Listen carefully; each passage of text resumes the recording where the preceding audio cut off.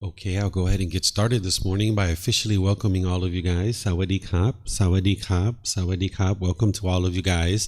Today is what we call our Pali Canon and English study group, and we study the original words of the Buddha as more of a study group, where all the other programs and courses and retreats that I teach, it's more of a traditional style of learning, where I'll be sharing teachings and then opening up to questions at different times. This particular program is a bit different. You'll see how it goes as we get started, and I'll kind of guide you guys first in meditation to help you get started to learn a little bit about meditation, because I know a lot of you guys, this is your first time here.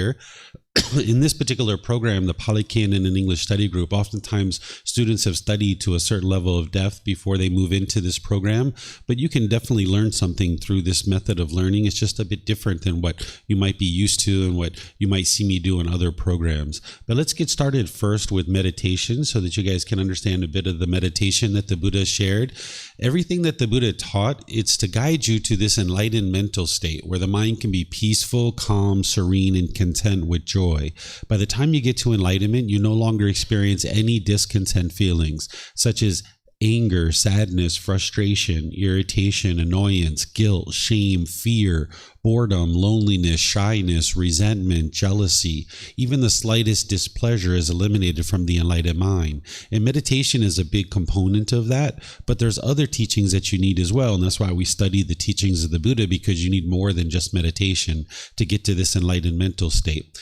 But starting you guys with meditation, the way that I start meditation is with these chants. I see some of you guys have the laminated sheets. They're over on the table over there. We start by doing the chanting to ease into the meditation.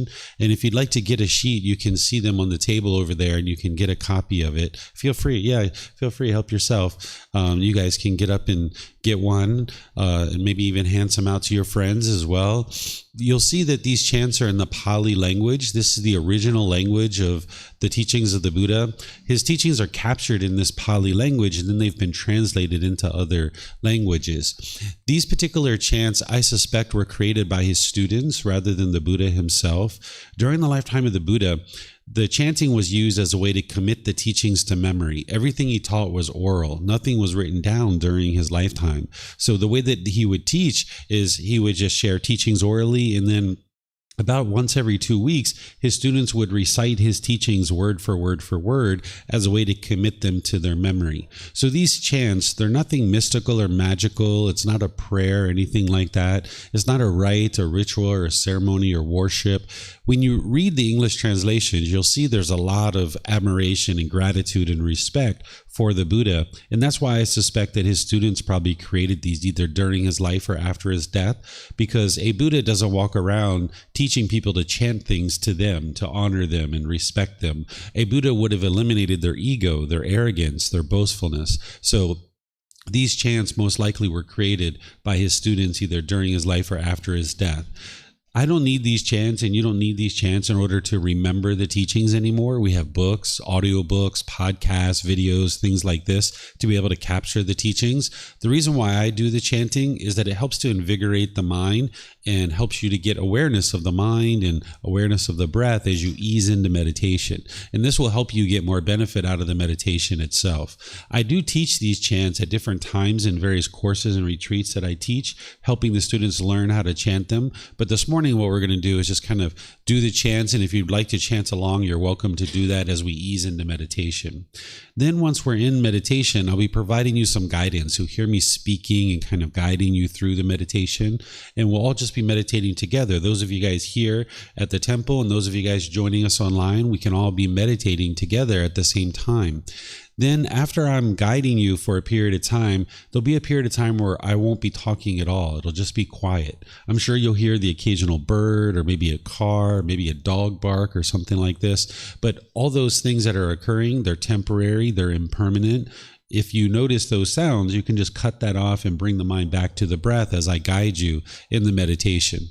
So after that period of quietness where we're meditating together, then I'm going to come out of the meditation with chanting as well. And then from there, we'll start our class and I'll help you guys to learn the teachings of the Buddha on the path to enlightenment.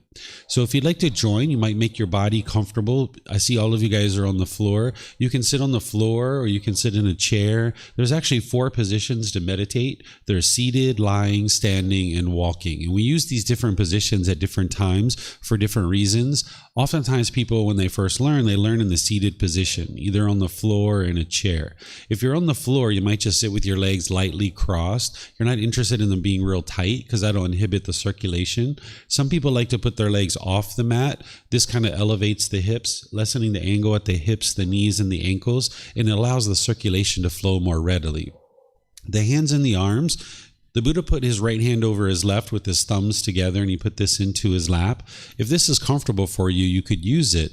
But this practice isn't about everybody doing it exactly the same way. It's not actually possible for everybody to sit exactly the same way because our bodies are all different. So there's other options as well. Some people like to put their palms on their thighs or on their knees. Some people put their palms up. You might even just rest your hands comfortably in your lap. Whatever is comfortable for you. The lower body and hands and arms should be nice and comfortable. The upper body should be erect. This keeps the mind attentive and alert during the meditation. Whereas if you were slouched, the mind would have a tendency to be dull or lethargic. But if your upper body was real rigid, the mind might be overactive or uptight. So you'd like the upper body to be erect where the mind can be attentive and alert during the meditation. So again, I'm going to ease into meditation with chanting, which you guys are welcome to join along with. And then I'm going to provide you some guidance after that.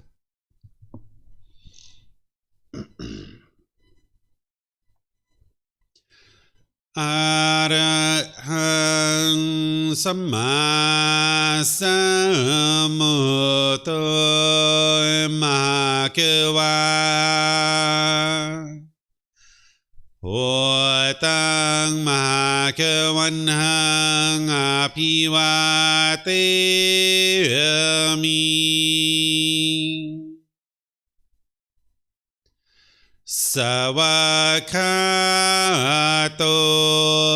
Mahakavata Dhammo Dhammang Namasami Supatipano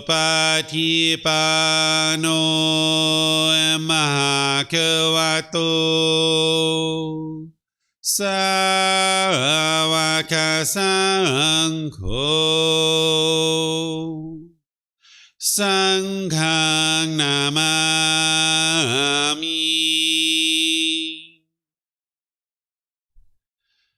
Namo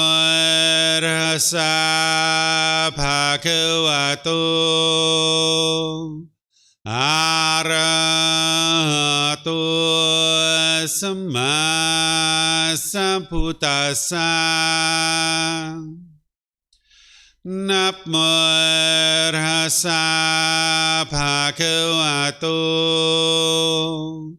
Arahato Samma Sambuddhassa Namo Bhagavato Arahato Samma Sambuddhassa Iti pisu Mahakava Arahang Samma Sambuddho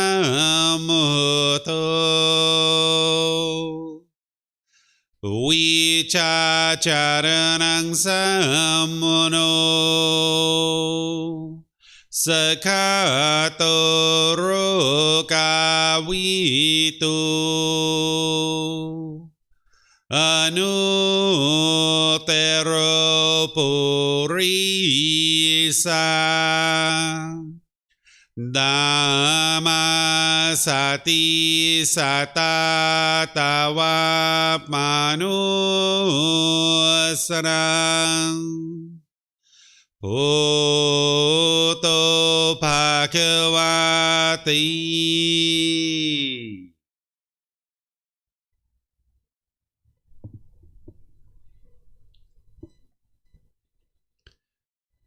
Okay, with the lower body and hands and arms comfortable, and the upper body erect. just close the eyes and start breathing in through the nose and out through the nose. Here you're just looking to establish the breath, a nice, natural, steady, consistent breath. Not forced or controlled, just a gradual inhale through the nose, experiencing the full breath. And then, when you're ready, exhale out through the nose. Breathing in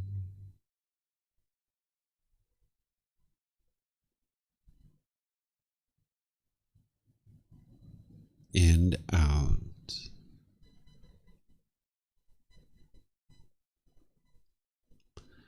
Breathing in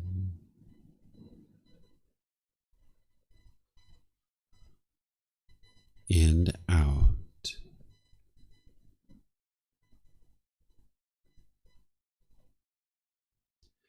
Your breath may not match up with the guidance that I'm providing, and that's okay. This is your practice. I'm just here for guidance. You can use this voice as a reminder that whenever you get to your next inhale, breathing gradually through the nose, developing a nice, natural, steady, consistent breath. And then when you're ready, exhale out through the nose, experiencing the full breath. Breathing in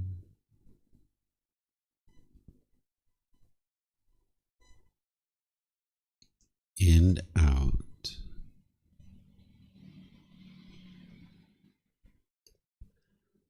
Breathing in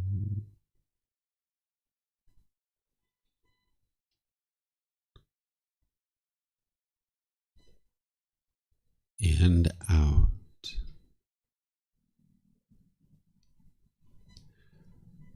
With the breath well established, start fixating the mind on the breath, either the sound of the breath coming into the nose or the sensation of air moving over the skin into the nose. The breath is the present moment. Fixate the mind on the breath, the present moment. Breathing in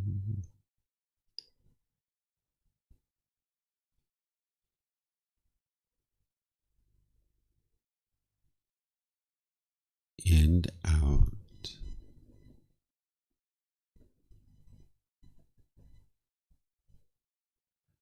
Breathing in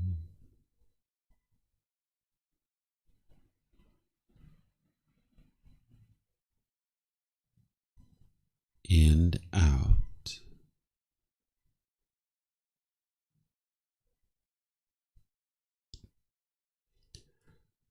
With the mind fixated on the breath, whenever you notice that it moves off the breath, cut that off, let it go, and come back to the breath, the present moment. No need to observe the thought, label it, judge it, analyze it, or even try to figure out where it's coming from. Whenever you notice that the mind is moved off the breath, cut that off, let it go, and come back to the breath, the present moment. Breathing in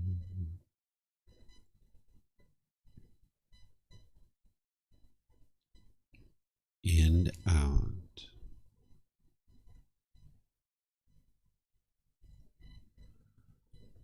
Breathing in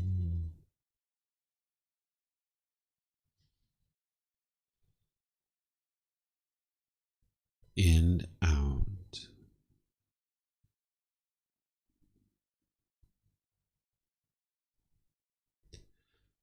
I'm going to be quiet now and let you do this work of focusing on the breath, cutting off and letting go anytime the mind moves off the breath.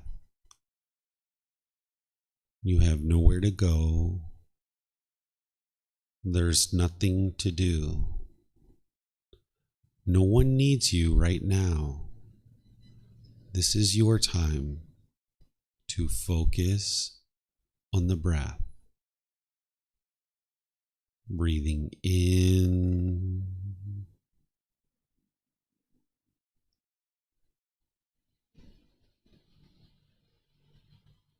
and out.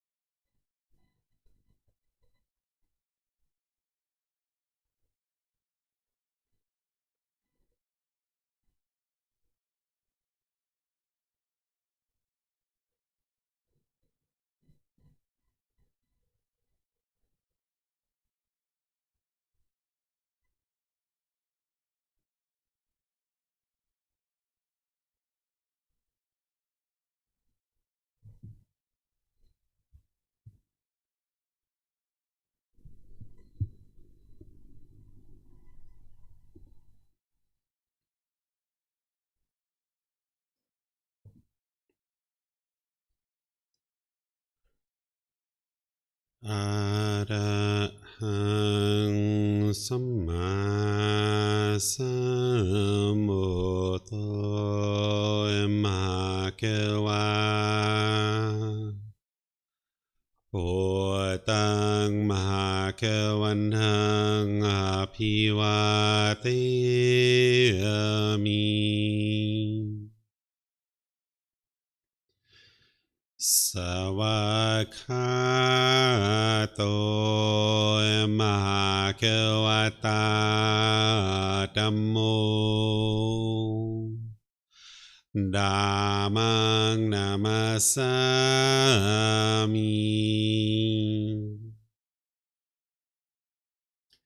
Supatipano Mahakewato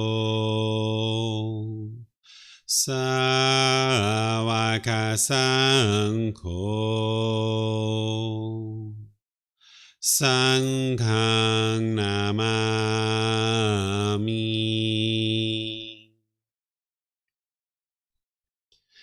Namo Tassa Bhagavato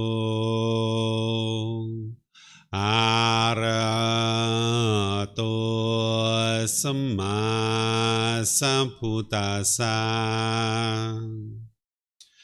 Namo Tassa Bhagavato Arahato Samma Sambuddhassa Namo Tassa Bhagavato Arahato Samma Sambuddhassa Iti pisu Mahakewa Arahang Samma Sambuddho Vicacaranang Sammuno Sakato Rokawito Anutero Purisa Dhammasati Satatawap Manusanang Poto Bhagavati. If you guys would like to slowly make your way out of meditation, I'll once again welcome all of you guys, those of you guys here at the temple and those of you guys that are joining us online. Welcome to everyone, including those of you guys that joined us since we started meditating. Welcome to everyone. As I mentioned, today is our Pali Canon and English study group, and we study the original words of the Buddha more as a study group as opposed to a traditional method of learning. But before we get into that, let me just share with you guys a bit about this meditation that we just did so that you'll understand what it's all about. This meditation is called Breathing Mindfulness Meditation. What you're doing here is you're cultivating mindfulness and concentration while eliminating what we refer to as craving, desire, attachment. What mindfulness is awareness of mind, where you can have awareness of your mind, because in order to move to this enlightened mental state where you're purifying the mind of certain pollutions that the Buddha discovered, in order to get to this peace, calm, serenity, and contentedness with joy, you're going to need to know what's going on in your own mind. Oftentimes in the unenlightened state, we walk around without any awareness of what's going on in our own mind. We're just kind of plowing through the forest, knocking down trees, burning up the forest, really not being aware of what's going on in our own mind. So this meditation is helping you to develop awareness of your mind, or mindfulness. It's also helping you develop concentration, or singleness of mind, where you can focus on a single object like the breath. When you're focused on the breath, you're exercising your mind and developing more and more focus or concentration. So this is going to be very helpful for you as two qualities that you're going to need in your daily life. These wholesome qualities of mindfulness and concentration you can use in your day-to-day life so that your mind can be focused and concentrated and clear. You can have awareness of your mind. And when you're noticing anything unwholesome coming up in your mind, you'll be able to eliminate it from the mind.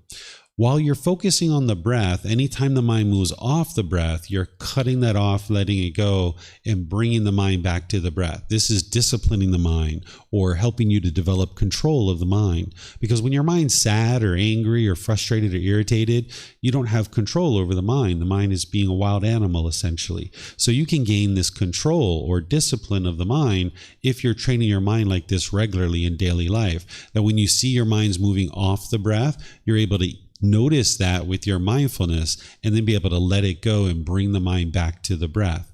The goal of this meditation isn't to eliminate your thoughts. Sometimes people think that's the goal. It's not to eliminate your thoughts. If you were in meditation and you had a bombardment of thoughts and you were having rapid thoughts, this is normal. When someone's first starting to meditate, they might have a bombardment of thoughts.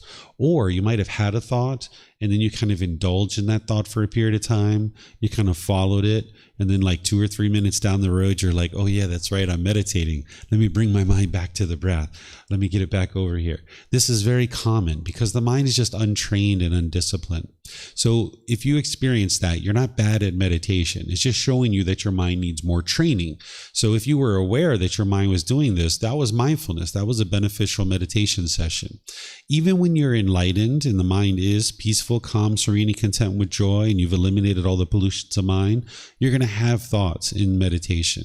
They're going to be occasional thoughts with these periods of time of quietness and stillness in the mind. But you won't have that rapid thoughts anymore, and you won't indulge in a thought and follow it for a period of time like you might be doing now. So you'll have thoughts. The goal of this meditation isn't to eliminate your thoughts. It's to train the mind to have that mindfulness or awareness of mind, concentration, and to be able to easily let go when there is a thought.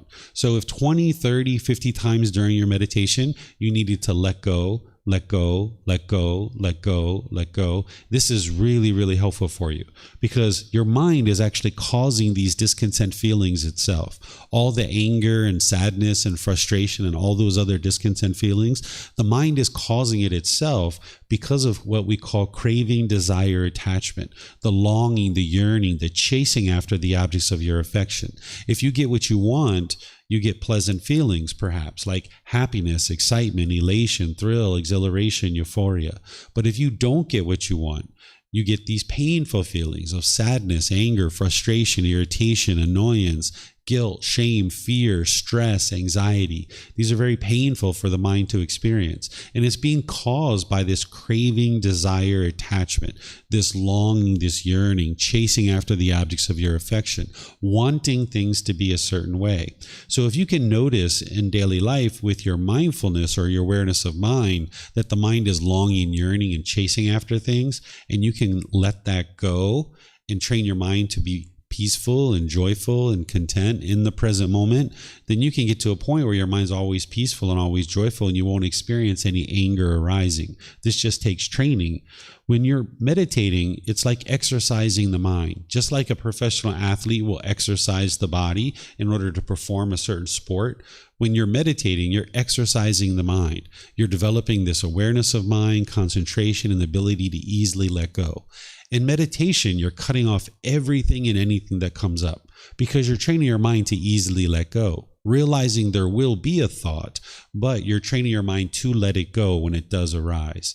In daily life, what you're doing is you're practicing that mindfulness or awareness of mind and concentration, but then it's only when you see unwholesome thoughts come up in your mind that's what you cut off and let go in daily life. If you have a wholesome thought, maybe you'd like to take your friend to dinner, or maybe you'd like to call your mom and check in on her and see how she's doing.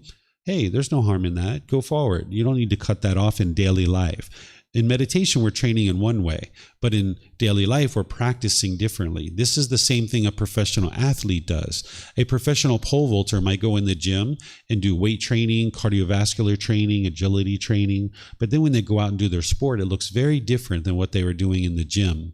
So the same thing is true about your meditation, that you're training in one way and exercising the mind in one way, and then you're practicing in a completely different way, where you're still using those qualities that you developed in meditation of mindfulness and concentration, but then you're also using that ability to easily let things go, which right now might not be so easy for you because you're just getting started. But when you meditate regularly, you accumulate the benefits of the meditation, and you notice that slowly but surely your mind's becoming more peaceful and more joyful, that you'll see that the mind is improving. The quality of the mind is improving. This is how the Buddha's teachings, they're not based on a bunch of beliefs. You don't believe a bunch of things and then you hope something good happens when you die. You're learning his teachings. You're investigating them and examining them. You're reflecting on them to independently verify them and see that they're true. And then you're practicing his teachings to uproot these certain pollutions out of the mind. And as you do, you'll see more peacefulness and more joy coming into the mind. You'll know that his teachings are actually working if you decide to practice. So by you meditating regularly, then you'll accumulate more and more benefits of the meditation.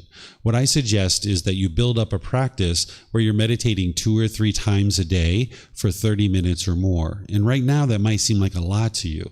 And people don't usually start out with that much meditation. You might start out with 1 meditation for 5 minutes per session, or 2 for 10 minutes a session. But slowly but surely, over a period of time, you gradually build up to 2 or 3 sessions for 30 minutes or more. Some people take 6 months, a year, even 2 years to build up to this, that you gradually build up. And as you build up your meditation practice, you'll see more and more improvement to the qualities of your mind. And you'll be more and more motivated to actually meditate. Where when we were all young, our parents had to really kind of push us or encourage us or motivate us to take a shower and brush our teeth, because we didn't see the benefit in it. We just wanted to play, right? We just wanted to play and play and play. And then our parents needed to keep telling us, go brush your teeth, go take a shower. And then sometime we're around, 10, 12, 14 years old, we're like, I kind of like smelling good. I kind of like that feeling of being fresh and having fresh taste in my mouth. And we just started doing this regularly. We started brushing our teeth and taking showers. And now our parents don't need to tell us to brush our teeth and take a shower because we see the benefit in it. And the same thing is true with meditation, that once you first start meditating, you might feel like, I just want to play. I want to be on social media. I want to watch YouTube. I want to go outside and do this and do that. But if you convince yourself to do it regularly and you start seeing the benefits in it, you'll get to a point where you can't imagine going outside without meditating.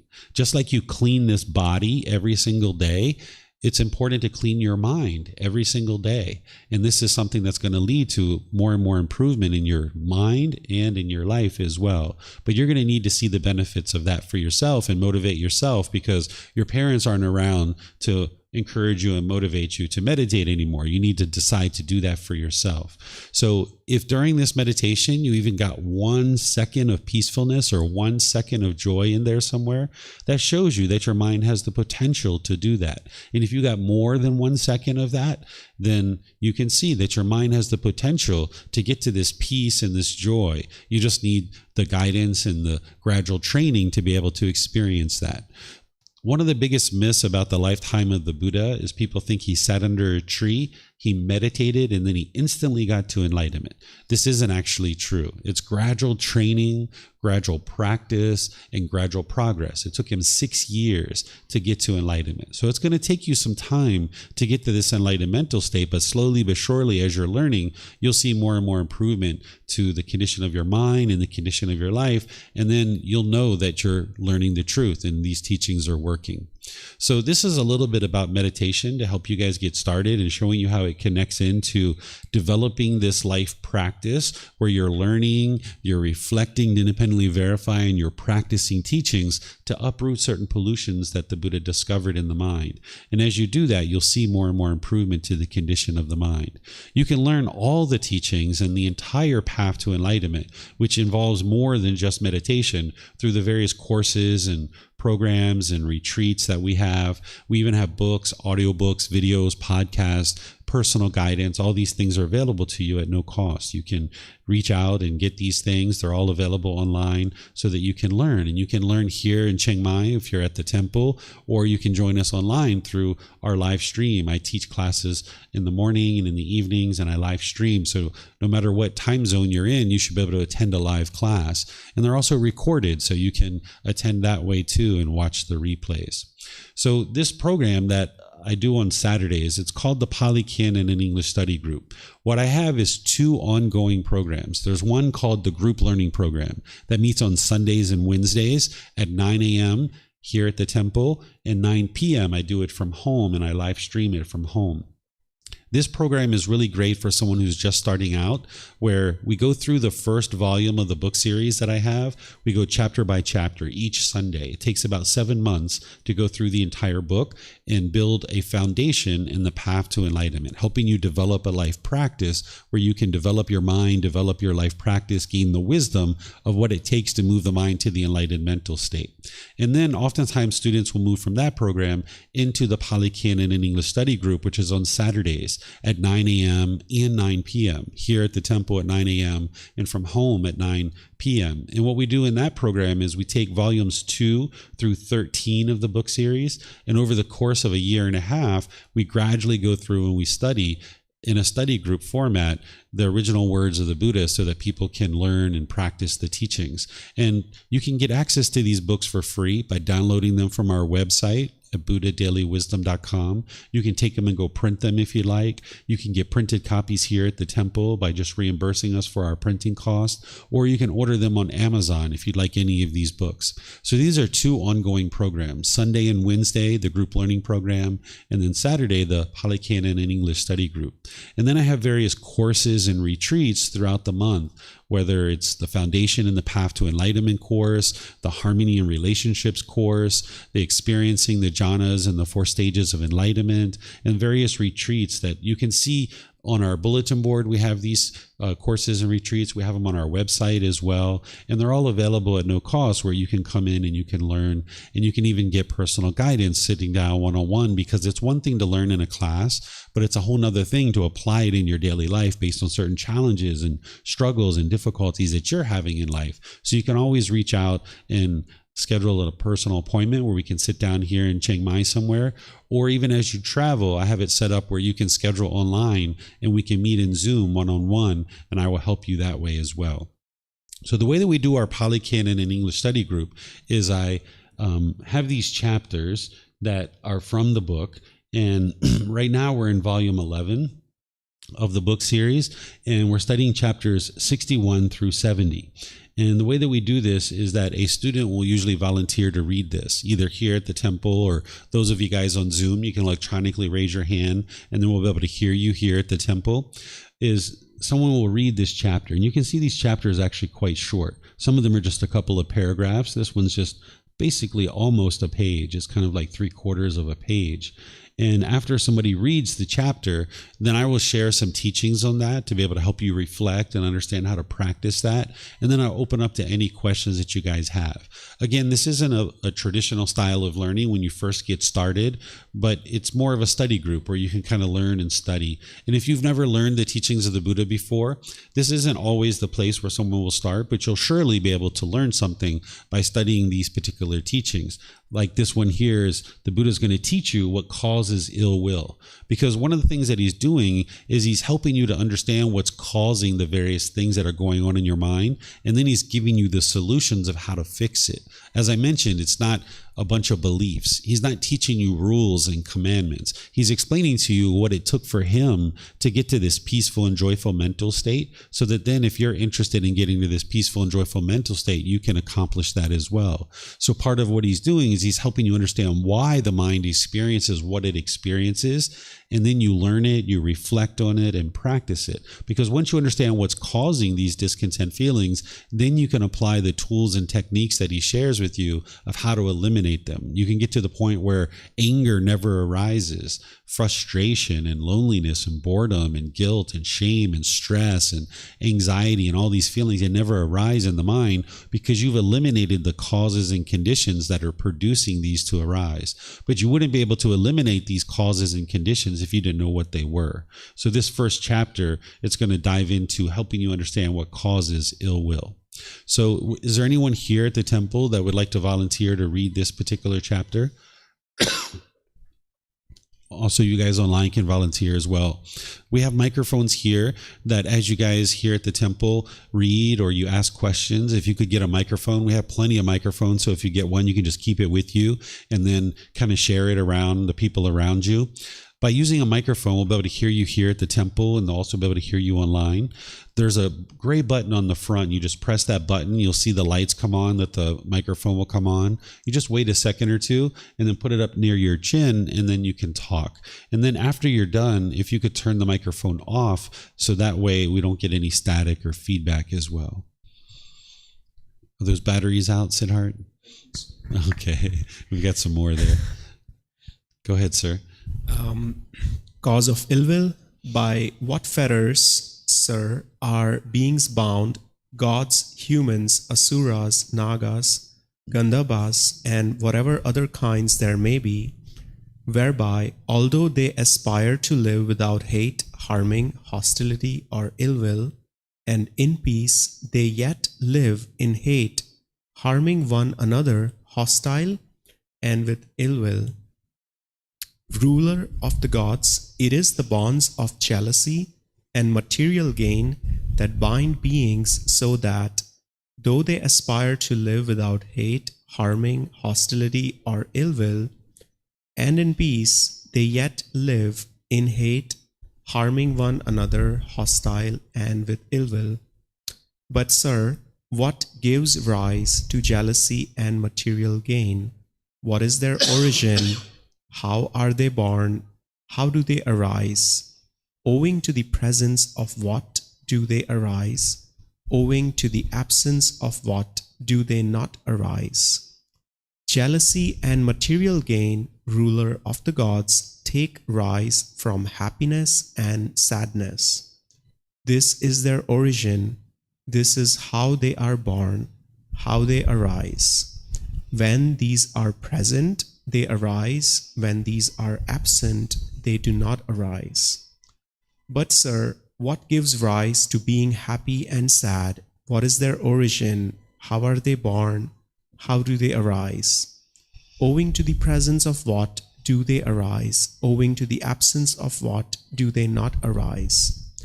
They arise, ruler of the gods, from craving/desire. Due to the presence of craving or desire, they arise. Due to the absence of craving or desire, they do not arise. Okay, thank you, Siddharth. So here, the Buddha during his lifetime was documented as having taught beings in other realms of existence, not only the human realm, but also other realms as well. This particular book, volume 11, is titled The Realms of Existence. And not only is that book number 11, it's number 11 for a reason, because oftentimes students have learned quite a bit, maybe a year and a half, 2 years by the time they get into this particular book. You learn very early on in your development on the path to enlightenment what's causing anger and sadness and frustration, which is what this chapter is about.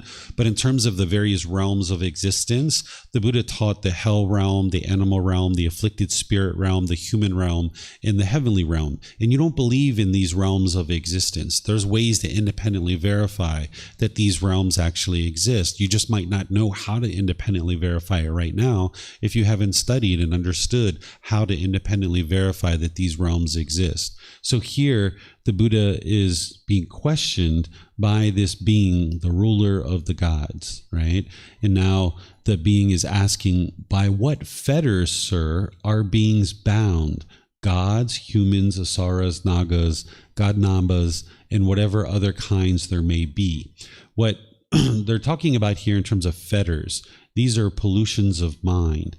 They're asking, what is causing them to be bound in this cycle of rebirth where they continue to be reborn over and over and over again? What are the pollutions of the mind that are causing this to occur?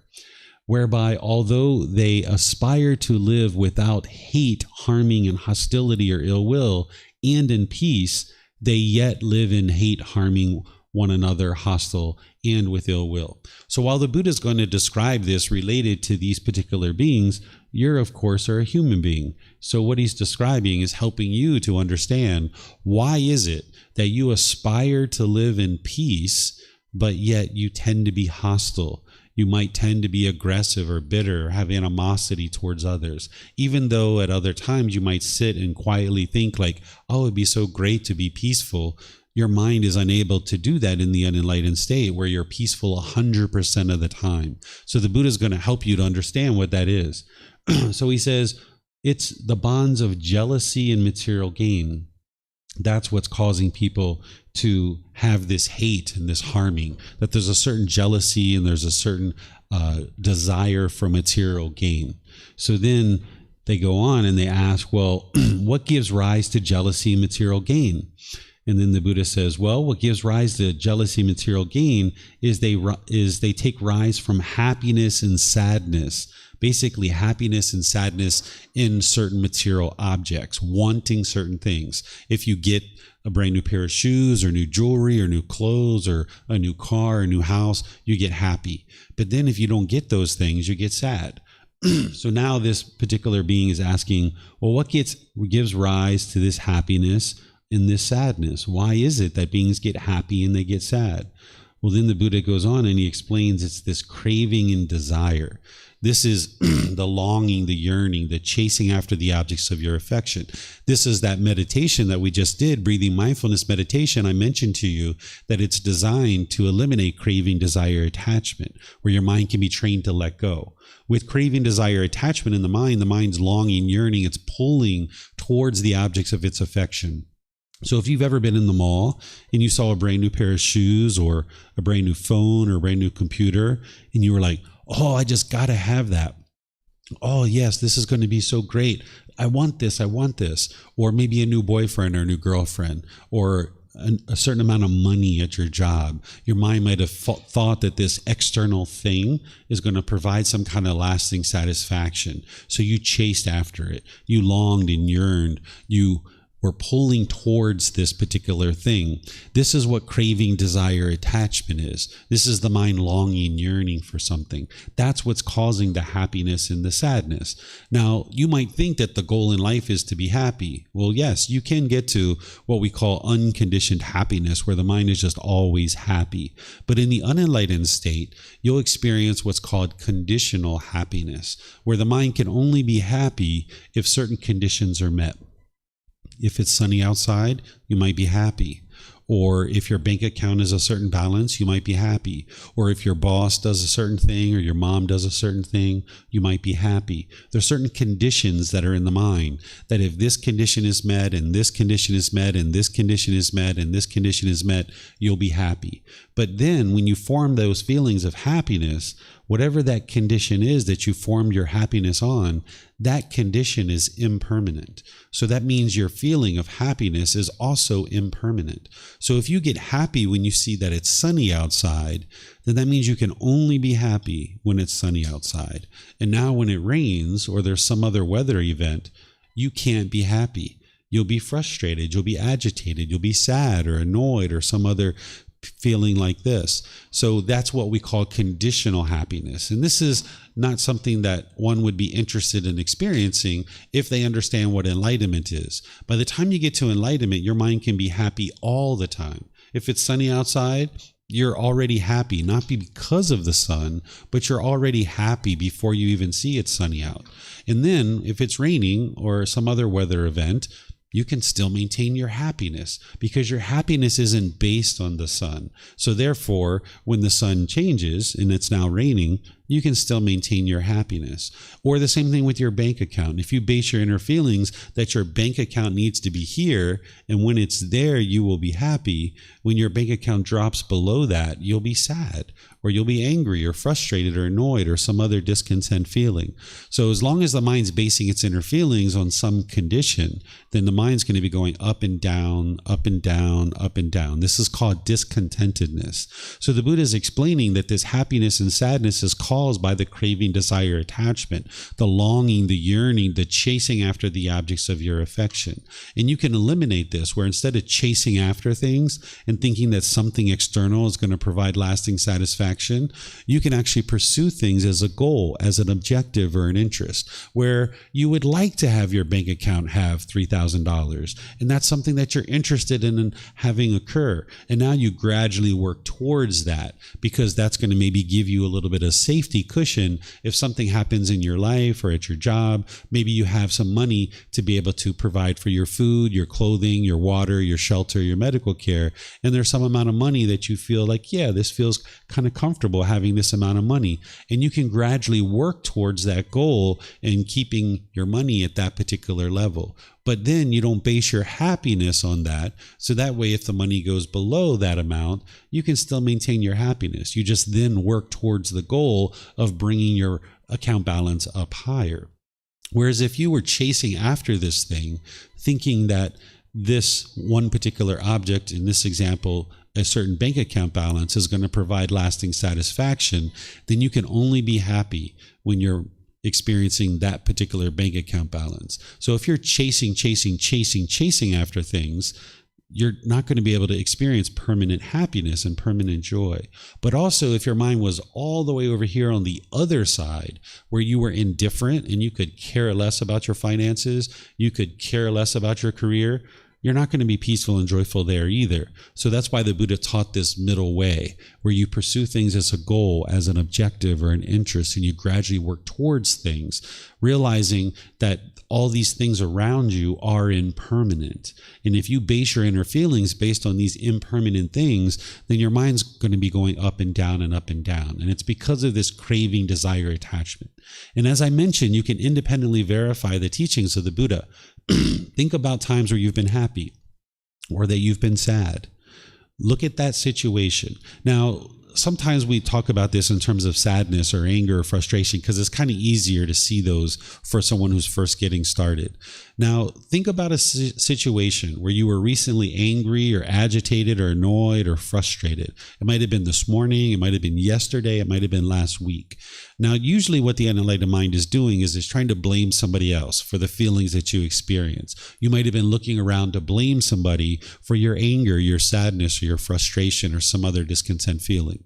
But now, with this little bit of wisdom that I shared with you about what's causing these painful feelings to arise, which is craving, desire, attachment, this longing, yearning, look at that same situation that occurred this morning, yesterday, last week, where you were angry or frustrated. There was something your mind wanted. And if you would have got what you want, you would have been happy. You would have been excited. You would have been elated, perhaps. But you didn't get what you wanted in that situation. And then your mind was angry or sad or frustrated or agitated or annoyed or some other painful feeling. If you can look at this objectively, you can reflect on it, and you can see the truth that your mind is causing your own discontent feelings. And it's because of this craving, desire, attachment. This is how you don't believe the teachings of the Buddha. You learn something like this, and you're like, okay, Mr. Buddha, I understand what you're sharing here, that you're saying my mind is causing this. My craving, desire, attachment is causing the sadness and the happiness. But now don't believe it. Look at it in your own context, your own direct experience, what it is that you're experiencing in life, and look at every situation where you've ever been angry. There's something that your mind wanted. And again, we typically believe that other people are causing us to be angry in the unenlightened state. We typically believe this. We firmly believe this. We will argue and advocate in, bitterness and hostility, trying to convince other people that they are doing something wrong and they are causing you to be angry or frustrated. But if you can look at this objectively and you can penetrate into this with the wisdom of now understanding craving, desire, attachment is causing these feelings, you should be able to see that your mind is causing this itself. And one of the beauties in this is if you can see that your mind is causing your own discontent feelings, then you can actually fix it. Whereas if it's everybody else who's causing your mind to be angry and frustrated, you have no control over anybody else, and you'll be angry for the rest of your life. Because you have no control to fix everybody else. There's 8 billion people in the world. You can't convince 8 billion people to do things your way. But if you can penetrate into this and see the wisdom that the Buddha is sharing with you, that your mind is causing your own discontent feelings, this is very empowering, because now you can actually fix it, because you have the ability to change your own mind. You don't have the ability to change 8 billion people in the world, but you do have the ability to change your own mind. So if you can see that your mind is causing your own discontent feelings, now it's just a matter of getting the tools and the techniques, the proper wisdom, the proper teachings to be able to help you to now transform your mind and uproot these pollutions, uproot these conditions that are causing the mind to experience these discontent feelings. So namely, what the Buddha is describing here that's causing this is craving, desire, attachment. This is the real core of the teachings of the Buddha, helping you to see what's causing these discontent feelings. And then he gives you a complete, perfect plan, which is called the Eightfold Path. This is the core central teaching, which is explaining to you how to move your mind to this enlightened mental state through training the mind and uprooting these pollutions. Do you guys have any questions on this? Those of you guys online, you can put your questions into Facebook, YouTube, or Zoom. Or in Zoom, you can raise your hand electronically and ask any questions that you like.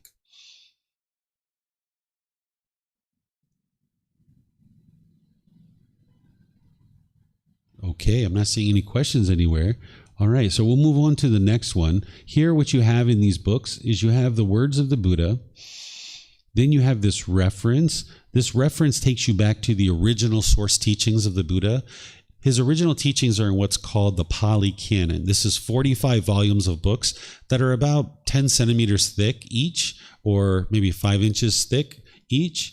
And these are the original teachings assembled into 45 volumes of books. So if you see a teaching like this, what people will typically do is provide a reference so that you can build confidence that this is actually from the Buddha, and you can go back and look to see what was he talking about before this, what was he talking about after this. So this is an excerpt of an entire discourse.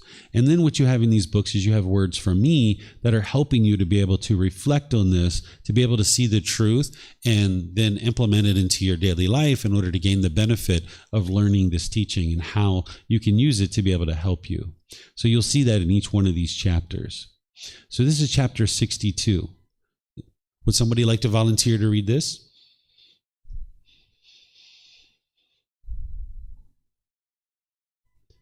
So one of the things that happens is sometimes the mind can be shy, right? Sometimes the mind wants to be perceived in the world a certain way, so people are shy sometimes.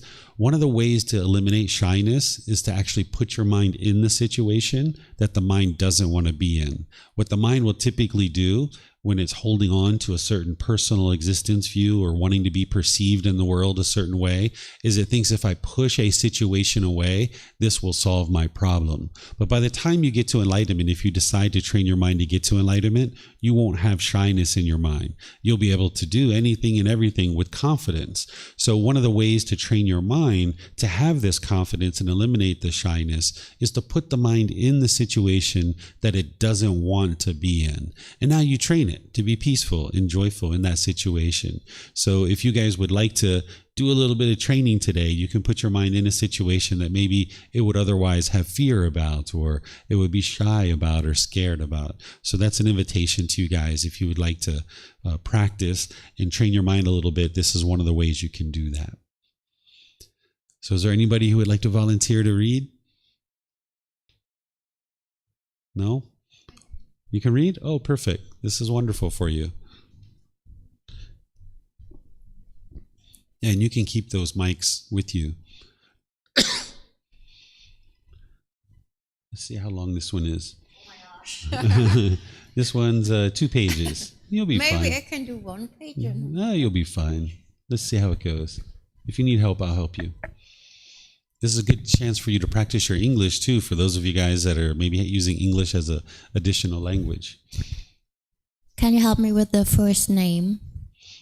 Sure, right here. Yes. This is a Brahmin. What a Brahmin is this is a Hindu priest during the lifetime of the Buddha. They were performing rites and rituals and ceremonies and worship. And the people during the lifetime of the Buddha were convinced you had to go to these Hindu priests and pay them to do a ceremony for you. And then your life was supposed to get better. But they also taught a little bit of moral conduct. So they would sometimes come to the Buddha and learn his teachings. So here the Buddha is talking to this Hindu priest or this Brahmin as a way to help them understand his teachings. Okay. Brahim. There are those subject to death that are frightened and terrified of death, but there are also those subjects to death that are not frightened and terrified of death. And Brahman, who are those subject to death that are frightened and terrified of death? Here, someone is not free of lust, desire, wants, thirst, passion, and craving for sensual pleasures. When he incurs a severe and debilitating illness, he thinks, "Oh, the sensual pleasures dear to me will leave me, and I will have to leave those sensual pleasures." He sorrows, suffers, and grieves. He cries, beating his breast, and becomes confused.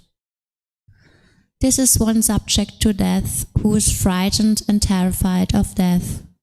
Again, someone is not free of lust, desire, wants, thirst, passion, and craving for the body.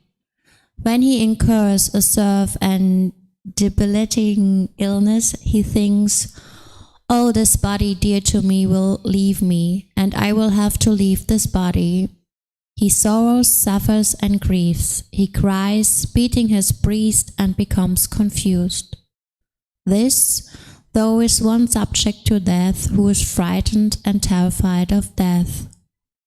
Again, someone has not done what is good and wholesome or made a shelter for himself, but he has done what is evil, cruel, and defiled, unwholesome. When he incurs a severe and debilitating illness, he thinks, "Oh, I have not done anything good and wholesome, nor I have made a shelter for myself, but I have done what is evil, cruel, and defiled, unwholesome. When I pass one, I will meet the appropriate fate." He sorrows, suffers, and grieves. He cries, beating his breast, and becomes confused. This, though, is one subject to death who is frightened and terrified of death. Again, someone here is uncertain, doubtful, and unclear about the good, wholesome teachings. When he incurs a severe and debilitating illness, he thinks, "Oh, I'm uncertain, doubtful, unclear about the good, wholesome teachings." He sorrows, suffers, and grieves. He cries, beating his breast, and becomes confused. This, though, is one subject to death who is frightened and terrified of death. These are four subjects to death that are frightened and terrified of death. And Brahmin, who are those subjects to death that are not frightened and terrified of death? Here, someone is free of lust, desire, wants, thirst, passion, and craving for sensual pleasures. When he incurs a severe and debilitating illness, he does not think, "Oh, the sensual pleasures dear to me will leave me, and I will have to leave those sensual pleasures." He does not sorrow, suffer, and grieve. He does not cry, beating his breast, and become confused.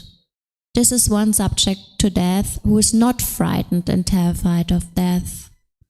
Again, someone is free of lust, desire, wants, thirst, passion, and craving for the body. When he incurs a severe and debilitating illness, he does not think, "Oh, this body dear to me will leave me, and I will have to leave this body." He does not sorrow, suffer, and grieve. He does not cry, beating his breast, and become confused. This, though, is one subject to death who is not frightened and terrified of death. Again, someone has not done what is evil, cruel, and defiled, unwholesome, but has done what is good and wholesome and made a shelter for himself. When he incurs a severe and debilitating illness, he thinks, "Indeed, I have not done anything evil, cruel, and defiled, unwholesome, but I have done what is good and wholesome and made a shelter for myself. When I pass on, I will meet appropriate fate. He does not sorrow, suffer, and grieve. He does not cry, beating his breast, and become confused. This, though, is one subject to death who is not frightened and terrified of death. Again, someone is certain, doubt-free, and clear about the good, wholesome teachings. When he incurs a severe and debilitating illness, he thinks, "I am certain, doubt-free, and clear about the good, wholesome teachings. He does not sorrow, suffer, and grieve. He does not cry, beating his breast, and become confused. This, though, is one subject to death who is not frightened and terrified of death. These Brahmin are four subject to death that are not frightened and terrified of death." All right. Thank you so much. Good job. Very nice reading, right? Did that hurt? It didn't hurt, right? No pain, no pain. All right.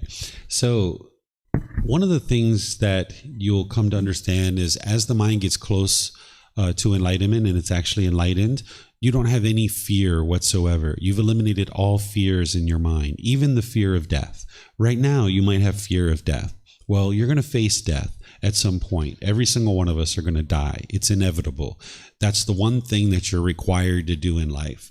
Everything else is optional. But death, you're required to die. Because you were born, you have to die. But everything else that we do in life, it's optional. It's a personal choice that we choose to do or not do, right? So by the time you get to death, you would like it to be a painless death. You would like it to be to the point where you don't have all this mental pain going on as a result of, oh my goodness, I'm getting close to death. Oh, I don't want to leave this world. I don't want to leave this world. You can get to the point where you've eliminated all fear in your mind, including the fear of death. And the Buddha is describing individuals who would fear death and then individuals who wouldn't fear death, so that way you can get to a point where you don't fear death. There's actually tools and techniques that you can use in order to get to the point where you don't fear death anymore. And this is part of the entire path to enlightenment. But here the Buddha is essentially giving you the causes and conditions of why somebody is afraid or frightened of death. So here he's talking to this Hindu priest, and he's saying those subject to death, meaning people who are in the cycle of rebirth, continuing to be reborn over and over and over again, because by the time you get to enlightenment, you're no longer going to be reborn over and over again. There are certain beings that are frightened and terrified of death, and there's those that are not frightened and terrified of death. So now he's saying, okay, the people who are frightened and terrified of death, they are not free of these cravings, desires, attachments for sensual pleasures. This is one of the things that's in the unenlightened mind, is it's called sensual desire. The mind is longing, yearning through the sense bases. What the sense bases are the eyes, the ears, the nose, the tongue, the body, and then the mind itself. These are called the 6 sense bases. The mind wants, craves, longs for permanently agreeable contact through the eyes, ears, nose, tongue, the body, and the mind. So if you see something with your eyes that is agreeable to you, you get happy feelings. You get pleasant feelings. You get excited perhaps. But then when you see something that is disagreeable to you, you might get painful feelings like sadness, anger, or others. So if you're outside and you see a parent walking down the street holding the hand of their child, you might be like, that's so lovely. Look at that little child's walking down the street holding their parent's hand. This is so beautiful. Oh, it's so lovely. I like this so much. Oh, I'm so happy to see the child politely walking down the street with their parent. But then maybe you turn the corner and you see a parent slap their child across the face. And this might be disagreeable to you. And now you get angry, and you get frustrated or sad or some other discontent feeling. This is because of the mind's central desire. We're not talking about what's wise or unwise in this situation, because I think it's very unwise to hit a child. But what we're talking about is seeing things with the eyes, either agreeable or disagreeable. It's going to arise either conditioned pleasant feelings or conditioned painful feelings. Let me give you another example with the ears. If you're sitting at a stoplight and somebody pulls up next to you and they have certain music on that you find very enjoyable, you might be like, yeah, all right, that's my jam. Yeah, let's dance in the seat a little bit, right? Because now you hear this music that is agreeable to you. You're hearing a sound that is agreeable to you. But now you pull up to the next traffic light and somebody else comes up with some different music. And now, because of your craving, because of your desire, you've decided you don't like this music and you despise this music. And now you might be angry, you might be frustrated or agitated, and you might attribute that to that person, when in reality it's your own craving, that your mind is wanting permanently agreeable sounds. And this is impossible because you live in an impermanent world. You're not going to hear things that are permanently agreeable to you. So if you have central desire in the mind, which every unenlightened being essentially has, that the mind is going to be longing and yearning through these sense spaces and wanting things to be a certain way, essentially holding on to this world. So if you have various material possessions in your life and you're holding on to these possessions very tightly, as you get close to death, it's going to be very painful for you. You're going to be frightened. You're going to be terrified because you're holding on to your house. You're holding on to your money. You're holding on to your relationships. You don't want to let go. The mind is holding on. So this is going to be very painful for you when you get to death. And that's what the Buddha is saying here is, oh, the sensual pleasures dear to me will leave me, and I will have to leave those sensual pleasures. So the person sorrows, suffers, grieves. He cries, beating his breast, and becomes confused. This is what happens at the time of death for someone who has sensual desire in their mind. And now they're going to be frightened and terrified of death. And then the same thing is occurring here in terms of an illness. When a severe and debilitating illness comes to this individual because of their craving or desire for the body, wanting this body to be permanently healthy. Now, when you experience this severe and debilitating illness, the mind starts to grieve and suffer and sorrow because the mind wants this body to be permanently healthy when it's not possible for this body to be permanently healthy. It's subject to illness and death. So if you crave and long and yearn for this body to be permanent, now when you experience this change that the body is no longer healthy, now you might sorrow, grieve, pain, and have this displeasure. That's another person who's going to be frightened and terrified of death. And then someone who has not done what is good and wholesome. What the Buddha is describing here is that if you've done unwholesome things in your life and you've made unwise decisions, as you get close to death, you will have sorrow and you will have grief. You'll potentially be worried and frightful about what's next. After you die, what's going to come next?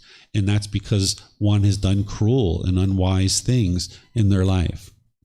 And then the last one here that he's talking about is that if someone is doubtful about the good, wholesome teachings, his teachings are explaining to you this cause and effect or action and result. We refer to it as the natural law of Gama. Some people call it karma. Karma is the Sanskrit version of this word, where the word Gama is the Pali version of this word. So depending on what language you use, someone might call it karma, or some people might call it Gama. The original teachings of the Buddha are in the Pali language, so I use the word Gama. But if this translated to just one English word, I would just use that English word because it would be much easier for you. But it doesn't translate to just one English word. What this word means is it means cause and effect, or action and result. It means the results of your decisions. It's not mystical or magical. It's not punishments and rewards. There's no being who's overseeing this. It's not even about who's to blame or who's at fault. It just means the results of your decisions. For example, if you're polite, kind, friendly, and respectful, people will tend to be polite, kind, friendly, respectful to you. This is your wholesome Gama, or the wholesome results of your decisions, your wholesome Gama. And then conversely, if you're impolite, unkind, unfriendly, and disrespectful, people are going to tend to be that way with you. And now when people are impolite, unkind, unfriendly, and disrespectful with you, it's based on your choices and your decisions. That because you were impolite, unkind, unfriendly, and disrespectful, people are being that way with you. This is your unwholesome karma as a result of your decisions. So here, the Buddha's teachings are teaching you this natural law of karma, this cause and effect or action and result, what leads to wholesome results and what leads to unwholesome results. And when you awaken to this wisdom of the natural law of karma, you will naturally make wiser decisions that produces more wholesome results in your life. Just like with the natural law of gravity, at one time you didn't understand that natural law and you made unwise decisions. You fell down, you hit your head, you broke your toys, and all kinds of other difficulties as a result of not having wisdom of this natural law of gravity. But it affected you whether you're aware of this natural law or not. And the natural law of karma is the same way. It affects you whether you're aware of this natural law or not.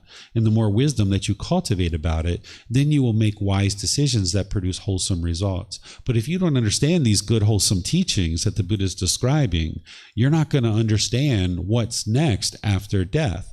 You're not going to necessarily know what are the wise decisions to make in this life while you're here in order to experience wholesome results. And you're going to be fearful as you get close to death because you're not going to know what's next. Now, the teachings of the Buddha aren't about doing a bunch of things now in this life and then hoping something wonderful happens to you when you die. That's not what his teachings are about. By you learning and practicing now these good, wholesome teachings, you'll experience peace and joy now in this life. That you learn now, you reflect on the teachings now, you practice them now, and you see the results now in this life. You can get to enlightenment now, where your mind is peaceful and joyful, your life is peaceful and joyful. You won't even have the slightest dislike towards another person by the time you get to enlightenment. You won't have arguments, you won't have bitterness and hostility or fights with other people. Where right now you might find it very challenging to do that because you don't understand the good, wholesome teachings. You haven't trained your mind to uproot the causes and conditions that are taking you down this path of bitterness and hostility and animosity. But if you haven't learned these teachings, then by the time you get to death, you can be frightened. You can be terrified of death. But if you do learn them and you do these other things that the Buddha is talking about now related to someone who's not frightened from death, if you do these things, now you get to a point where you eliminate your fear of death. And that would be ideal for you, so that then when you get to death, you don't have anything to worry about. Where right now, you might worry to a certain degree about what your death's going to be like. When are you going to die? How are you going to die? Is it going to be painful? You might have certain fears related to that. And that's not helpful to walk around life fearing death, because it's something you're going to face. So if you get on the path to enlightenment, you can eliminate all your fears, including the fear of death. And you would do that by eliminating your cravings, desires, attachments, where you can become free of this craving, desire, attachment for sensual desires. You can become free of this desire to have the body always be permanently healthy. You can be free of having this unwholesome moral conduct where you understand the wisdom of the path to enlightenment, and you can make wise decisions about how you treat people and the things that you do in the world. You can gain that wisdom. And then that comes from gaining the wisdom of these teachings in the path to enlightenment. That's what he's talking about. That's how you would ultimately get to the point where you don't fear death. But there's an actual teaching that you do, which is called contemplation of death, or this tool or this technique, where you can actually sit and you can contemplate your own death. Not that you're aspiring to die or you're wanting to die, but you can put the mind in a situation where you've kind of convinced yourself that you have died. You can confront death, because death's going to sneak up on you and it's going to catch you by surprise, perhaps. Or you can confront death on your terms. If you can confront death on your terms, where you sit somewhere quietly, maybe for 10, 15, 20 minutes, and you close your eyes and you kind of envision that you have died, and then you walk through that scenario. Maybe the police are contacting your family, or a doctor is contacting your family, or something like this, and you kind of walk through that scenario. Not that you're planning it out or that you're wanting for this to occur, but you're just kind of living out this death where you confront the fact that, yeah, you're going to die. And when you do this quietly in your own mind, you might get sad. You might become fearful. You might grieve. You might have sorrow. But over time, if you learn all the teachings of the Buddha, you can actually eliminate this from the mind, where you might do this multiple times, where 2, 3, 4, 5 times, you confront your own death through this kind of contemplation of death or reflection on death. And you get to a point where after 3, 4, 5 times, you're completely peaceful. You realize, yes, this being is going to die. This life is not permanent. And when you get close to death, you can just be comfortable with it. You don't fear it anymore. So there's certain tools and techniques that you can use that are going to help you to get to the point where you don't fear death. And these are the things that the Buddha is talking about. He's really penetrating into it. But then there's actually tools and techniques behind this that are going to help you to be able to accomplish the elimination of craving, desire, attachment for central pleasures, the craving, desire, attachment for this body to be permanent. You can cultivate the wisdom of the path to enlightenment and this natural law of karma, and you can get to the point where you're not confused about the wholesome things and the unwholesome things, or the wise and unwise things that you can do in the world, so that it'll produce wholesome results for your life. So do you guys have any questions on this chapter? Yes, ma'am. Would you mind getting a microphone here?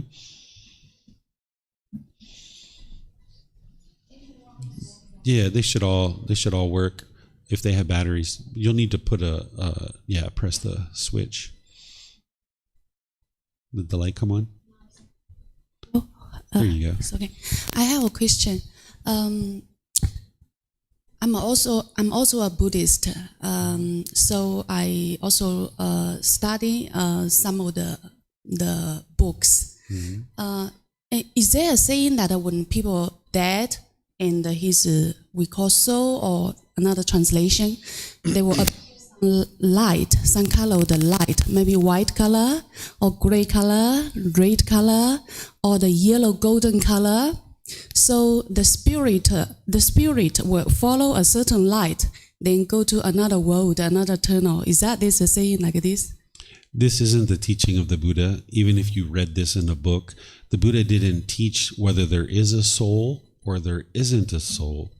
He left this as an undeclared teaching. When you read his original teachings, you can see what he taught and what he didn't teach. And unfortunately now, being 2,500 years after his death, that there's been a lot of changes and modifications to his teachings, because for a long time it lived as an oral tradition. Even though they wrote it down shortly after his death, there was a lot of people who were still practicing the oral tradition. And even today, there's people who do that. And with an oral tradition, it's very easy for it to either be inadvertently changed or overtly changed and modified. So there's people that will talk about all kinds of things related to the teachings of the Buddha, and they'll be attributing it to the Buddha. But if you go back to his original teachings, you can see that what he taught is independently verifiable evidence of the way the world functions around you. He didn't explain the way the world should be. He explained the way that the world is, and you can independently verify these natural laws. So a thing like a soul, you can't independently verify that it exists or it doesn't exist. It's not tangible. You can't see it, you can't touch it, you can't experience it. So the Buddha left it as an undeclared teaching of whether there is a soul or there isn't a soul. When you see his teachings, he'll say, this is what I declared, this is what I taught. And he says it very clearly. And then he says, remember what I did not teach. I did not teach these things. And he leaves it as an undeclared teaching of whether there is a soul or there isn't a soul. But you'll see things in Buddhist temples and books and various places where people are sharing things that aren't based on the original teachings of the Buddha. And that's one of the benefits of learning with books that are based on the original teachings, and learning with a teacher who bases their teachings in the original teachings, because then you can learn what he taught and what he didn't teach. And then I invite you to not believe the books. You don't believe me. You don't believe anything, but you learn, you reflect, independently verify, and you practice, and then you can see the truth for yourself. Thank you. Yeah, my last question is that because they say the Buddha also agree that there's like a six something that there's for my English is so bad, I don't know how to translate it to English exactly, but okay, thank you. Okay, if you think about it, you're welcome to ask at any point, or maybe you could use a translator. Yeah, we can talk after class as well. That's an option. Okay, any other questions on this? Yes, ma'am. Mm-hmm. I think it's an additional question to her topic about death. I'm not sure about the translation, but what is the information you have about the reincarnation after death? Is that a topic Buddha has explained, or is it not known? Sure. So the Buddha taught something called the cycle of rebirth. And some people are using the word reincarnation, but if you look at what people are teaching with reincarnation, the Buddha didn't teach this. What people are talking about with reincarnation is they're talking about a soul that continues to be reborn many, many times, and then you're essentially the same being every time in every existence. But he actually didn't teach this because he didn't teach that there is a soul or there isn't a soul, and he didn't teach that there's something like that that continues through each existence. And he didn't teach that you're the same being every single time. He taught what is referred to in the original teachings as samsara. This is the Pali word. We refer to it as called samsara. And what a lot of people are translating this over to is the cycle of rebirth. But if you look at what the Buddha taught about the cycle of rebirth, or what he taught about samsara, there's nothing that's actually being reborn. Even though we call it the cycle of rebirth, the way that I would encourage you to think about it is the cycle of new existence, because it's a new body and it's a new mind every single time. The Buddha makes that very clear, and you can see that for yourself too, that there is a new body and a new mind every single existence. What moves from one existence to the other is craving and residual memories. If at the time of your death, if there is craving in the mind, this is like a fire, that if a fire has logs on it, it's going to send off sparks. And now those sparks are going to land and they're going to ignite a new fire. And it's a completely new fire. Because of the fuel that's on this fire, it's sending off sparks that's creating a new fire.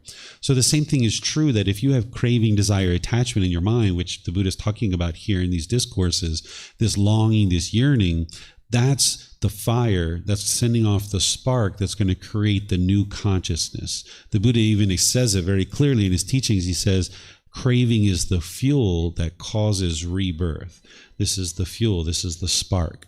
So once there's a new mind that's been created, it's craving and residual memories that now go into that new mind. But it's a completely new mind. The way that I think about it is like a cardboard box. If you have cardboard box A, it's a certain shape, a certain color, a certain texture, a certain size, and there are certain contents in that cardboard box. And when it gets to the end of that cardboard box, this cardboard box deteriorates, but the contents are still there. The craving and residual memories are still there. So now it finds a new cardboard box. In this cardboard box, it's a completely different shape, a different color, a different texture, a different size.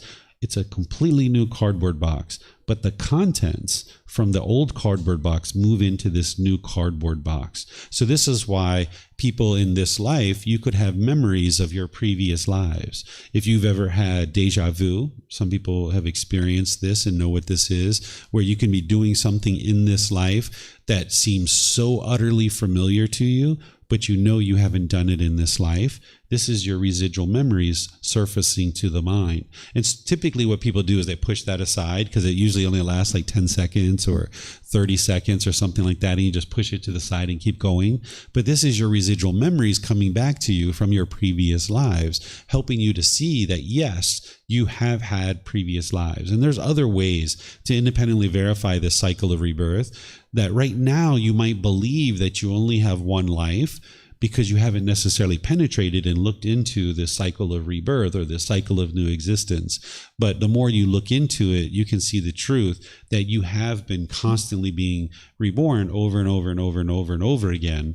And you can end that by cultivating wisdom about this world and escaping it and getting out of the cycle of rebirth. But as long as there's wisdom here that you haven't cultivated, as long as your mind's holding on, what the Buddha is talking about here with craving, desire, attachment, these wants, this passion, as long as you're holding on to this world, not only is death going to be very painful for you because you're holding on to this world and you don't want to leave, but you're going to be reborn. You're going to come back into this world all over again. And you've been doing that countless times already. So you can end all of that through training your mind, and you'll be able to see that it's working, because the condition of the mind is significantly improving gradually, slowly but surely, to the point where you get no anger, no sadness, no frustration or anything by the time you get to enlightenment.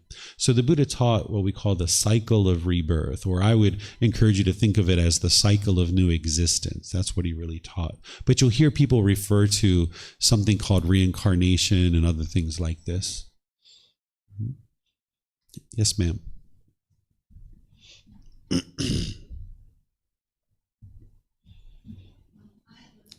There's a button on the front you need to press.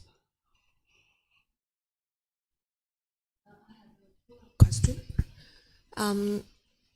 Did Buddha talk about higher being, or are higher being and soul the same thing or similar?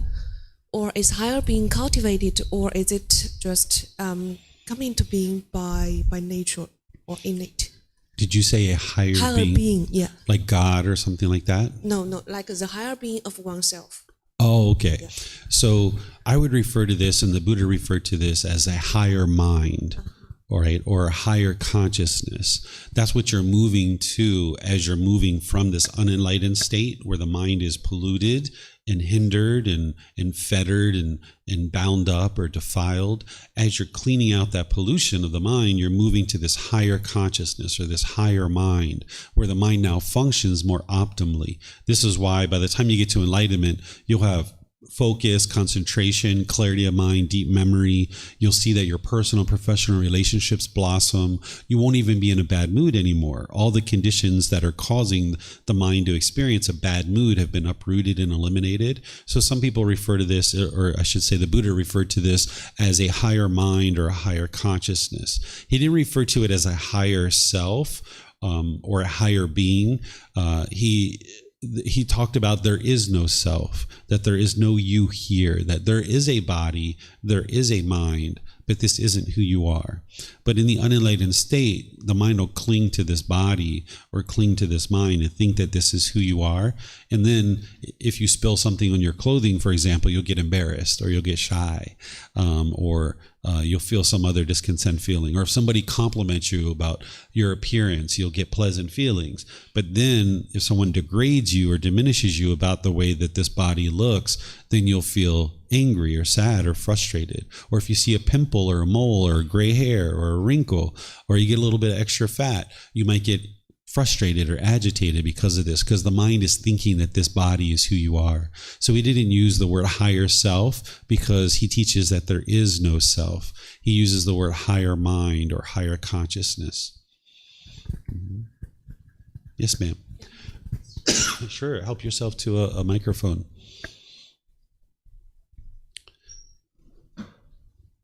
Hello, and because this is my first time getting into this kind of class, so I have a very beginner question to ask.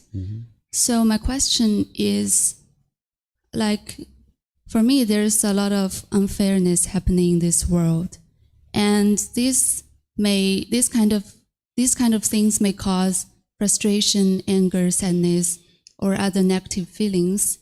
But for me, these feelings are not necessarily unwholesome, because I feel like these feelings sometimes actually motivate people to do things to change the world, to make this world a better place. So my question is, like, how to interpret this sort of idea with Buddhist teaching, for example. Sure. So it's not the unfairness in the world that is causing the frustration to arise. What's causing the frustration to arise is the mind is craving or clinging, wanting the world to be a certain way. And if the world is that way, then the mind experiences happiness. But if the world isn't that way, the way that the mind perceives or has a perception of the way the world should be, then you get frustrated or agitated or annoyed. So the mind can only be happy if things are going on in the world the way the mind wants it to happen. But then when the mind isn't getting what it wants, those cravings, desires, expectations aren't getting fulfilled, it experiences those painful feelings. So while some people might think that their job is to go out into the world and change the world, what I would encourage you to do is go out into the world and understand the world, the way the world is. That's what the Buddha is teaching you, is how the world is. He's not explaining the way the world should be, and now we all need to go out and change the world. He's explaining to you the way the world is. And if one can only be happy when the world is the way that they perceive it to be, there's 8 billion people in the world that have different perceptions of how the world should be or how the world shouldn't be. And now, if everybody's trying to change the world based on their perceptions, you've got 8 billion different views and opinions of how the world should be. But what the Buddha is doing is he's explaining to you the way the world is. He's explaining to you that your mind has craving, that it has desire, it's wanting things to be a certain way, and that you can't get those things permanently. It's just not possible for every being to experience what they want in the world. So if you can only be happy when the world is the way that you want it to be, then you're going to be sad frequently. And these feelings of anger and sadness and frustration, while you might be perceiving them as being helpful at this point and motivating factors, it's actually just the opposite, that these painful feelings of anger, sadness, and frustration, they're motivating unskillful conduct and unskillful decisions. That when your mind is angry or frustrated or irritated, you're going to make unwise decisions that produce unwholesome results. But if you can maintain your calmness and you can maintain your composure because you're not wanting and longing and yearning and expecting things to be a certain way, but instead you just gradually work towards various improvement in your life, now with maintaining your calmness and composure, you can make wise decisions that produce wholesome results. I'll just give you a simple example, even though it's not 100% related to what you're sharing.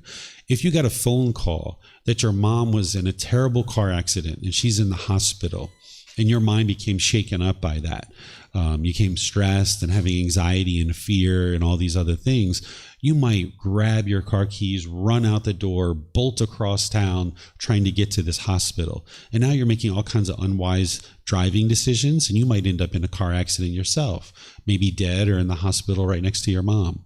But if you can not have a craving, desire, attachment, understanding that mom's going to sometimes be healthy and she's going to sometimes be unhealthy. This is normal. This is impermanence. This is the way the world is. But if you crave for mom to always be healthy, when she's unhealthy, your mind will be shaken up by that. And you're going to make unwise decisions that are going to produce unwholesome results in your life. But if you can understand and eliminate your craving, desire, attachment, now when you get that phone call that mom's in the hospital, you can maintain your calmness and composure. Now you can gradually make your way to the hospital. And then when you show up, your mind will be in a good condition to be able to talk to the doctors and the nurses and make wise decisions that'll help your mom. Whereas if you show up with your mind all shaken up, you won't be able to help your mom. So the same thing is true about certain things that you perceive to be unfair about the world. If your mind's shaken up in those situations, you can't make wise decisions to create wholesome results. Everything that's happening in the world is based in the natural law of Gotama. It's cause and effect, or action and result. Everything is happening exactly the way it should be happening. Now, that doesn't mean that things can't be improved in the world in terms of people's decisions, but because of certain decisions that people are making, they're experiencing a certain result. And when the mind lacks wisdom of this natural law of Gotama, you might perceive certain things in the world as being unfair because you want things to be a certain way. But when you understand this natural law of cause and effect, or action and result, you can see that everything's happening in the world based on this natural law. You just might not understand it right now. And that's not to say that people can't improve their decisions. People can improve their decisions, but you're not going to be able to change other people. Each individual person needs to decide for themselves to cultivate wisdom of this natural law, make wiser decisions that produce more wholesome results in their life and in the world. But the world's not going to function according to the way that your mind wants it to function. And if it doesn't function that way, you'll be angry or frustrated or sad. And now you can't make wise decisions about your own life. Thank you. You're welcome. Would you mind turning that off? That way we won't get feedback. No worries. Okay, any more questions on this one? Okay, maybe we'll do one more and then we'll kind of end class there. So here you can see the words that'll help you to learn each one of these chapters. So let's see what this one is. Yeah, this is a good one to end on. We'll end here. Would somebody like to read this chapter?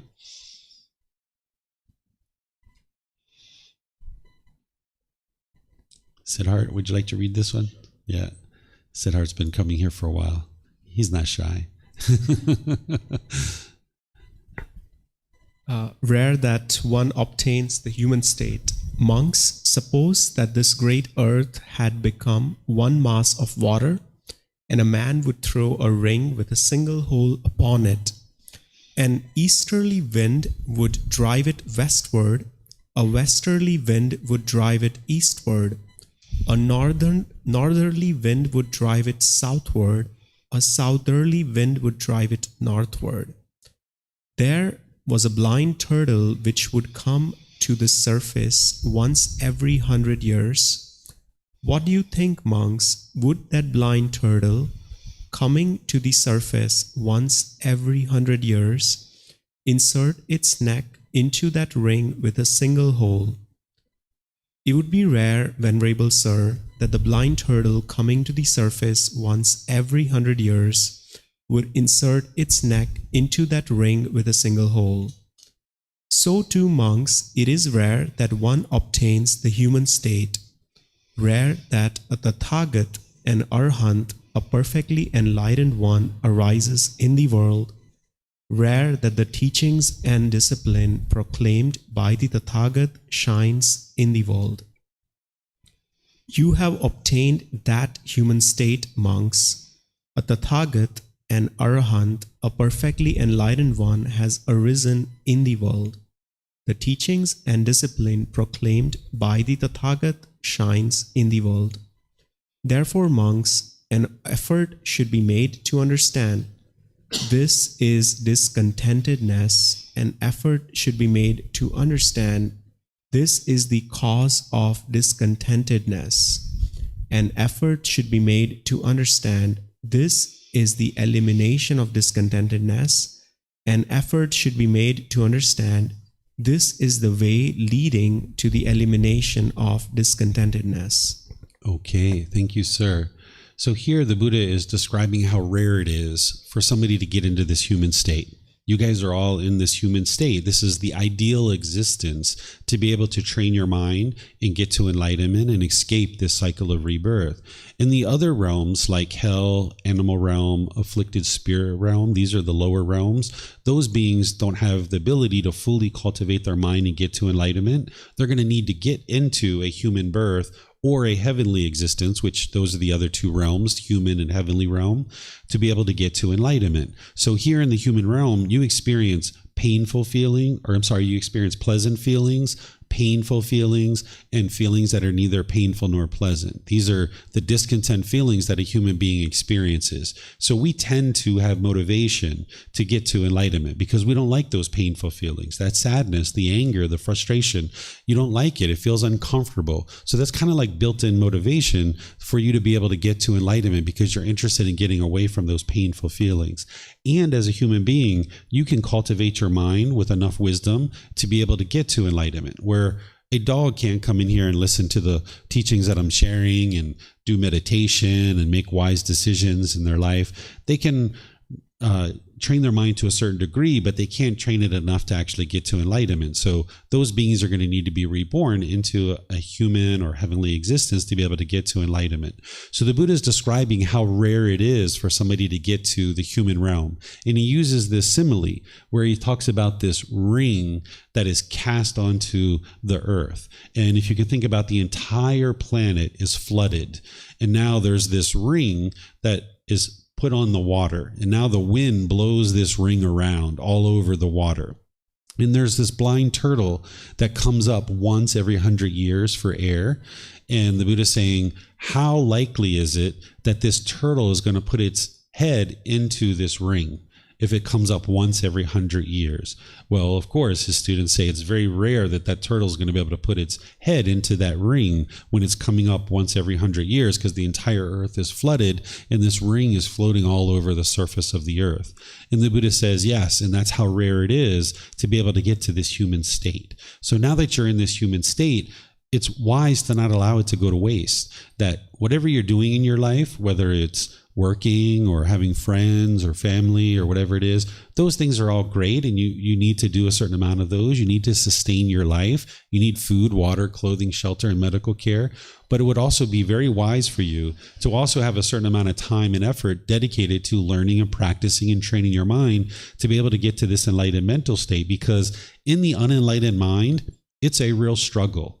It's real difficult, because you're going to encounter certain difficulties in your life. You're going to see things that you perceive to be unfair, and you're going to struggle and have difficulties with that. But by the time you get to enlightenment, your mind is liberated from all those painful feelings, all those strong feelings that are bubbling up in the mind. You can liberate your mind from all of that and get to the peace and the joy if you do the work, if you're willing to do this inner work to train your mind. This path to enlightenment is to heal from what hurt you so that you never need to hurt ever again. You can actually get to the point where you never experience any mental pain whatsoever. That the mind can be peaceful, calm, serene, and content with joy permanently. But you're not going to be able to get to that if you allow this human existence to go to waste. So the Buddha is teaching here about learning and practicing what's called the Four Noble Truths. This Four Noble Truths is his very first teaching. This is called right view, where you learn what is the problem in the unenlightened mind, what is the cause of that problem, what is the elimination, and what is the path forward. During the lifetime of the Buddha, a Tathagata had arisen, an enlightened one, a perfectly enlightened one. That's what a Buddha is. And the Buddha would have deep, profound wisdom of how to get to enlightenment. And he's describing to his students, hey, you're living in this human existence. This is very rare that you live in this human existence. And it's also very rare to exist during the lifetime of an actual Buddha. So if you're living during the lifetime of an actual Buddha, you've produced a significant amount of wholesome karma, one, to get to the human state, but then to also live during the lifetime of a Buddha. And now, having done that, don't allow this life to go to waste, where you can make this effort to learn the Four Noble Truths, because this is where you have a breakthrough. You understand that it's discontentedness is the problem, these conditioned feelings where the mind's going up and down and up and down. This is the problem that's in the unenlightened mind. The cause of that problem is craving, desire, attachment, the longing, the yearning, wanting things to be permanent when things aren't going to be permanent. The mind wants things to be a certain way permanently, but this isn't possible because you live in an impermanent world. You can't experience a world that's permanently functioning the way you want it to function because you live in an impermanent world. But the mind's craving for permanence. It's longing, it's yearning. It's wanting that relationship with your boyfriend or girlfriend to be permanent. And then when it's over, you're sad or frustrated or irritated, or you're wanting that car to look permanently beautiful, or you're wanting your bank account to be permanently one particular balance. We could go on and on and on. Wanting the sun to be permanent. The mind is craving this permanence. This is the cause of the problem, that the mind wants things to be permanent, but yet it lives in an impermanent world. The solution to that, or the elimination of that, is to eliminate your craving, desire, attachment. If you can eliminate your cravings, desires, attachments, then you can get to peace and you can get to joy. And then the fourth statement here that the Buddha is sharing is the path leading to the elimination of discontentedness. It's the Eightfold Path. Here it's called, this is the way leading to the elimination of discontentedness. But if you look at this actual teaching of the Four Noble Truths, the Buddha goes into detail to be able to help you understand the problem, the cause, the elimination, and the path forward. And this is where you can have a real breakthrough to finally understanding what's causing the problems in your unenlightened mind and then actually fixing it so you can get to wisdom. So there's various programs that you can learn so that way you can liberate the mind of these discontent feelings. And that's what this whole teaching is about, is helping you to see how rare it is so that you can eliminate any complacency and you can become determined, dedicated, and diligent to learning and practicing to transform your mind and get to this enlightened mental state. Any questions on this one? No? Okay, so I'm going to end class here. We usually cover up to about 10 chapters per class, but depending on how the class goes, we basically end in about 2 hours, which now is about basically 11 o'clock. I also teach in the evening too, and when I teach online at home, I'm sure to go through all 10 chapters. There's additional chapters here. But since you guys are just starting, if you guys would like to learn in any of these other programs, I can suggest to you that on Sundays and Wednesdays is a great place to start. Or if you're going to be around this week coming up, Monday through Friday, I'm going to be teaching a course which is called Foundation in the Path to Enlightenment. And this is where you can come here at 9 a.m. each day. And I'm going to be starting with meditation each morning. Then I'm going to be teaching you the various aspects of the path as a foundational program. And we finish at 3 o'clock each day, and we take an hour-and-a-half lunch break. And you can come to any parts of this that you like. You can come and go as you please. But over the course of 5 days, I'm going to be sharing with students the foundational teachings of what it takes to get to enlightenment. And on the 5th day, we're taking a tour where I take students out to a forest temple and to a temple up on the mountain. And you can learn the foundational teachings and you can get started on the path to enlightenment if you're interested in understanding that. So you're always welcome to attend these classes, courses, and retreats, either here at the temple or online.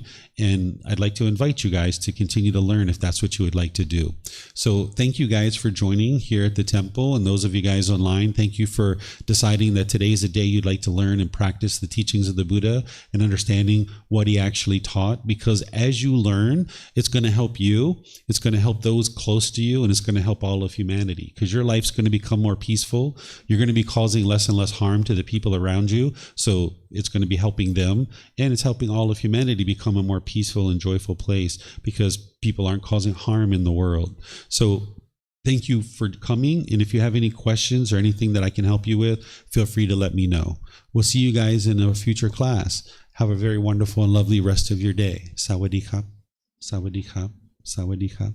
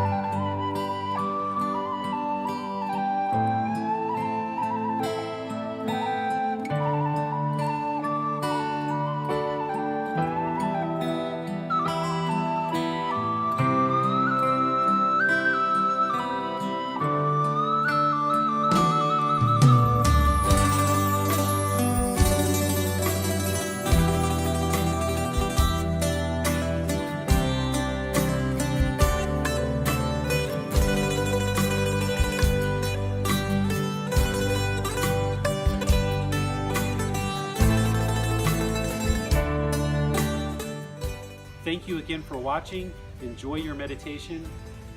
Look forward to seeing you online and answering any questions that you might have. Thank you so much.